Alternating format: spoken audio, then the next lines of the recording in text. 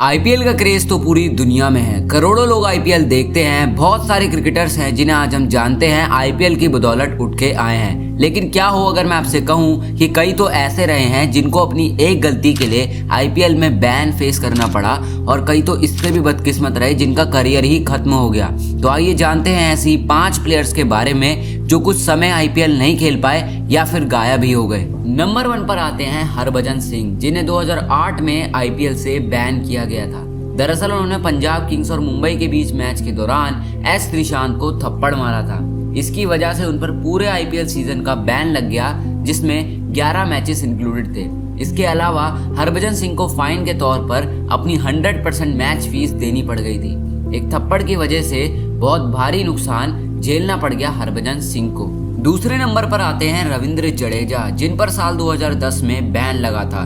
दरअसल वो उस समय राजस्थान रॉयल्स के लिए खेल रहे थे 2 साल से, लेकिन उन्होंने फ्रेंचाइजी के साथ रिन्यूअल कॉन्ट्रैक्ट साइन नहीं किया था और वो चले गए मुंबई इंडियंस के पास डील करने बिना अपनी टीम के नो ऑब्जेक्शन सर्टिफिकेट के, जो कि बहुत जरूरी रहता है क्योंकि उन्होंने गलत तरीके से डील करने की कोशिश की। इस वजह से उन पर 1 साल का बैन लग गया। तीसरे नंबर पर आते हैं प्रवीण तांबे। शायद आपने इनका नाम सुना नहीं होगा, लेकिन उस समय वो जाने माने प्लेयर थे। दरअसल प्रवीण तांबे एसआरएच के लिए खेल रहे थे। साल 2020 में उन्होंने अबू धाबी T10 लीग में पार्टिसिपेट करा। वैसे कोई भी आईपीएल प्लेयर कोई और लीग खेल सकता है, लेकिन उसे बीसीसीआई की परमिशन लेनी होती है, लेकिन उन्होंने ऐसा नहीं करा और बिना बताए वहां चले गए खेलने के लिए। इस रीजन से उन पर आईपीएल 2020 के लिए बैन लगा दिया गया और उसके बाद वो दिखे ही नहीं। चौथे नंबर पर आते हैं एस श्रीशांत। आपने इनके केस के बारे में कभी ना कभी तो सुना ही होगा। इन पर स्पॉट फिक्सिंग के एलिगेशन लगे थे जो 2013 के आईपीएल में हुई थी। इस फ्रॉड में इनका भी नाम आया था, जिस वजह से उन पर लाइफ टाइम बैन लग गया था, बट बाद में इसको कम कर 7 साल कर दिया गया।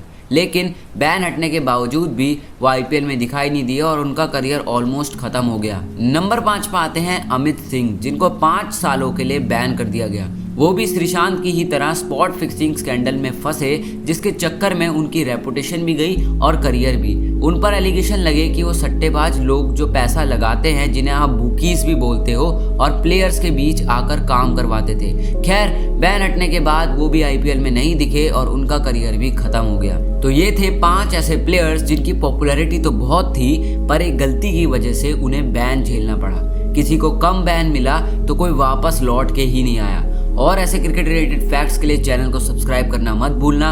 लाइक और शेयर करना तो जरूरी है, तो अभी करो। और मिलता हूँ आपसे नेक्स्ट वीडियो में। तब तक के लिए गुड बाय।